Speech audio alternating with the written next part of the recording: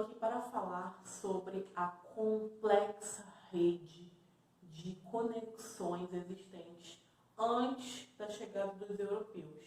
Ou seja, estou falando das sociedades pré-colombianas, ou seja, antes de Colombo. O que existia na América antes da chegada dos espanhóis?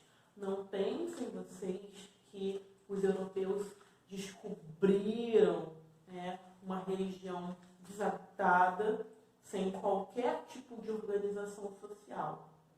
Isso não é nem um pouco verdade. E é o que vocês vão notar na aula de hoje. Pois bem, sociedades pré-colombianas, quando vocês ouvirem essa frase, vocês têm que associar a seguinte ideia. Estamos falando de uma região ligada à Mesoamérica e à região andina. O que seria a Mesoamérica? Seria o meio da América.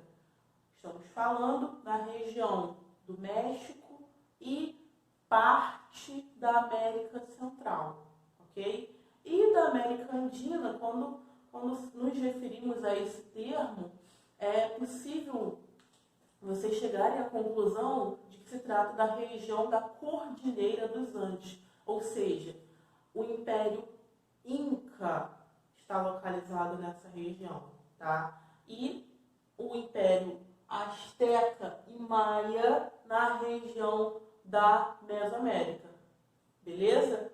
Então, gente, iniciando esse conteúdo, falarei sobre os astecas.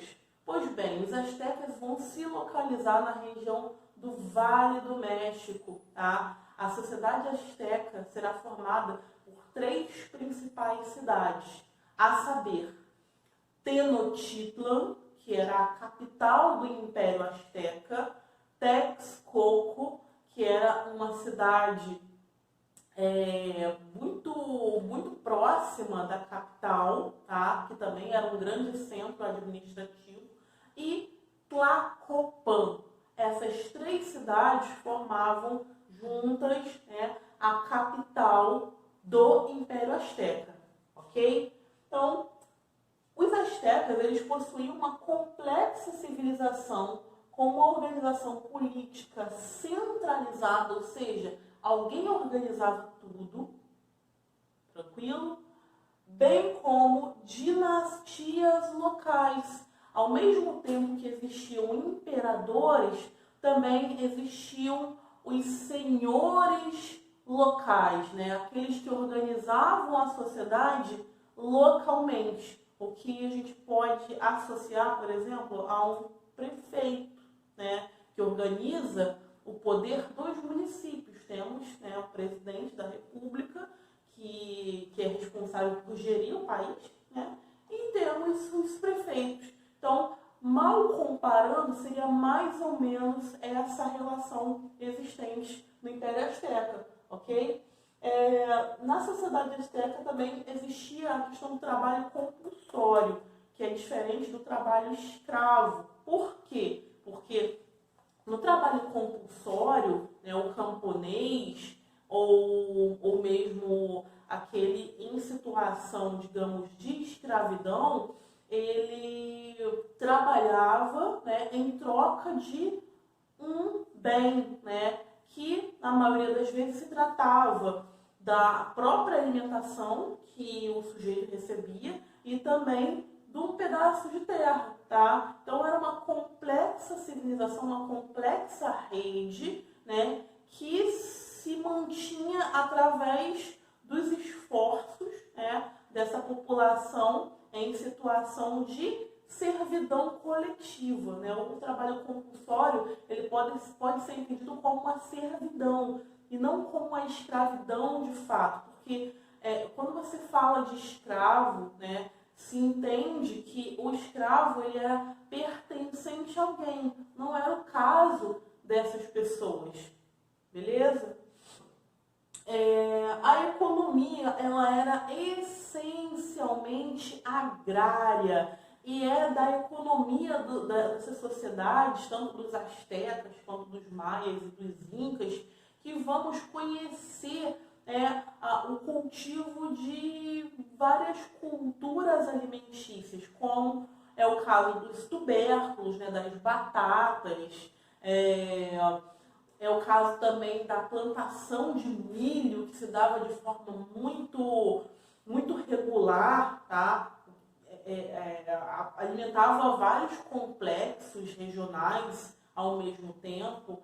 É o caso também da plantação de feijões, tá? Assim como do cacau, que vai dar origem ao chocolate, né? São os astecas que inventam o chocolate, não esse que a gente conhece hoje, né? Mas seria a origem do chocolate americana, certo? Então, a economia agrária vai ser muito, mas muito importante nas sociedades americanas, ok? Com relação à sociedade, ela vai se organizar de forma piramidal, ou seja, uma hierarquia de cima para baixo, tá? Então, os americanos, eles também se organizavam de forma hierárquica para controlar melhor a organização da sociedade, né? Entende-se que as sociedades pré-colombianas eram bastante complexas, né? E isso demandava organização. Então, existiam pessoas com um grau maior de importância que outras, tá? Com relação à cultura asteca, temos que mencionar a matemática, a arquitetura, a culinária e a língua, principalmente, né? A matemática, porque vai servir como base para as construções astecas, né? As pirâmides que serão construídas, as construções civis, as estradas, os canais de irrigação para melhor atender às plantações agrícolas.